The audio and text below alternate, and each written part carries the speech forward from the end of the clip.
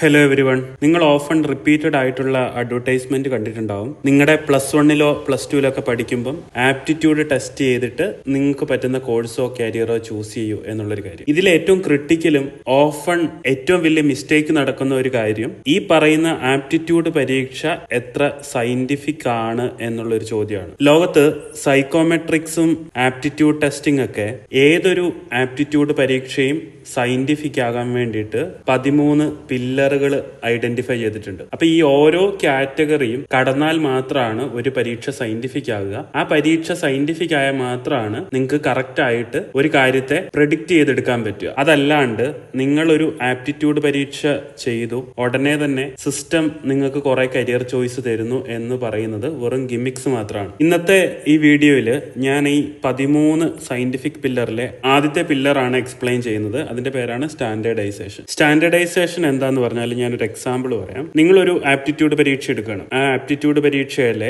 General aptitude, ഉദാഹരണത്തിന് language aptitude ഉണ്ട്, abstract reasoning ഉണ്ട്, വെർബൽ റീസണിംഗ് ഉണ്ട്, മെക്കാനിക്കൽ റീസണിംഗ് ഉണ്ട്, ഇമോഷണൽ ആപ്റ്റിറ്റ്യൂഡ് ഉണ്ടെന്ന് വിചാരിക്കുക. ലാംഗ്വേജിൽ നിങ്ങൾക്ക് 25 കിട്ടി, അബ്സ്ട്രാക്ഷനിൽ 35 കിട്ടി, ഇവിടെ 40 കിട്ടി, ഇവിടെ 18 കിട്ടി, 25 കിട്ടി. ഒരിക്കലും നിങ്ങൾക്ക് വെർബൽ റീസണിംഗിന് 40 കിട്ടിയോണ്ട് മെക്കാനിക്കൽ റീസണിംഗ് 18നേക്കാളും ഒത്തിരി ഹൈ എന്ന് സയന്റിഫിക് ആയി പറയാൻ പറ്റില്ല. കാരണം ഇതെല്ലാം ഡിഫറന്റ് ആയിട്ടുള്ള ആപ്റ്റിറ്റ്യൂഡ്സ് ആണ്. ഫണ്ടമെന്റൽ ആയിട്ടുള്ള ഈ ഒരു പ്രോബ്ലത്തെ സോൾവ് ചെയ്യുന്ന ഒരു പ്രോസസ്സാണ് സ്റ്റാൻഡേർഡൈസേഷൻ. അത് രണ്ട് രീതിയിൽ സയന്റിഫിക് ആയി ചെയ്യാം. ഒന്നെങ്കിൽ നിങ്ങളുടെ ഇസഡ് സ്കോർ ഇതിൽ നിന്ന് കൺസ്ട്രക്ട് ചെയ്യാം, അല്ലെങ്കിൽ കുറച്ചുകൂടെ ബെറ്റർ ആയിട്ട് ടി സ്കോർ കൺസ്ട്രക്ട് ചെയ്തെടുക്കാം. ഇതിന്റെ എഫക്റ്റീവ് ആയിട്ടുള്ള ഒരു വ്യത്യാസം എന്ന് പറഞ്ഞാൽ ഇസഡ് സ്കോറിൽ നിങ്ങൾക്ക് നെഗറ്റീവ് ആയിട്ട് സ്കോറുകൾ കാണാൻ പറ്റും. അതായത് ഒരു ആവറേജിൽ താഴെ, മീനിന് താഴെ പോയാൽ ടി സ്കോറിൽ നിങ്ങളുടെ സ്കോറുകളെല്ലാം യൂഷ്വലി പോസിറ്റീവ് ആയിരിക്കും. ഈ ഇസഡ് സ്കോറോ നിങ്ങളുടെ ടി സ്കോറോ കമ്പയർ ചെയ്തിട്ട് നിങ്ങൾ ഒരു ലാർജർ ബാൻഡിൽ എങ്ങനെയാണ് പെർഫോം ചെയ്യുന്നതെന്ന് നമുക്ക് യൂഷ്വലി കണ്ടുപിടിക്കാൻ പറ്റും. ഒരു